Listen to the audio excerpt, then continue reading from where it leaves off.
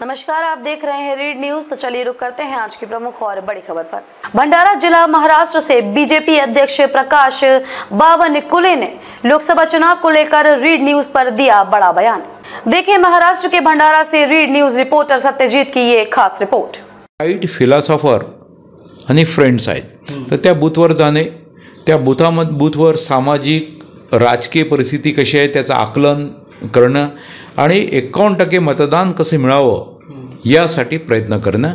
त्यामुळे आम्ही लोकसभेच्या निवडणुकीसाठी तयार आहोत आणि मला तुम्ही जबाबदारी जी विचारलं, माझी जबाबदारी आहे की जिल्हाध्यक्ष म्हणून आमचा जिल्हा लोकसभेचा जो उमेदवार असेल तो निवडून येणार तर आहेच, कारण मोदीजीची हवाच आहे यावेळेस, जनतेचा मूडच आहे फिर एक बार मोदी सरकार, फिर एक बार 400 के पार हे आमचं नार आहेच। त्यामुळे पण जास्तीत जास्त मतदानाने आमच्या फरकाने आमचा उमेदवार निवडून येईल यासाठी मी प्रयत्न करणार आहे, माझी टीम प्रयत्न करेल।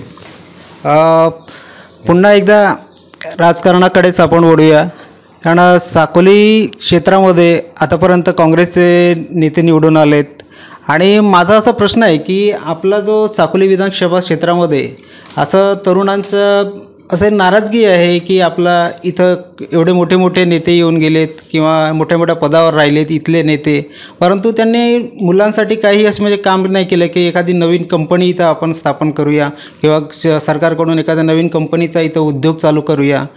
त्याच्यामध्ये सर आपलं काय मत आहे? तुमच्या मताशी मी 100% सहमत आहे।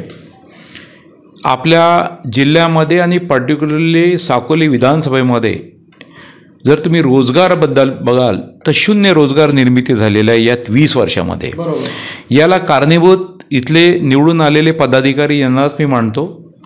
भेलचा कारखाना सुरू केला पण तो अर्धवट सुरू केला, कारण त्याला जमीन खरेदी करण्यापुरतंच त्यांच्याकडे निधी होता, परंतु अक्षरशः कार्यान्वित करण्यासाठी जे मंजुऱ्या लागते त्या काळामध्ये काँग्रेसच्या ह्याच्यात घेतल्या गेल्या नाही आणि कालांतराने तो जवळपास रद्दच झाला।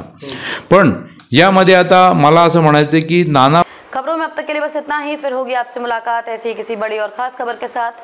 तब तक के लिए नमस्कार और देखते रहिए रीड न्यूज।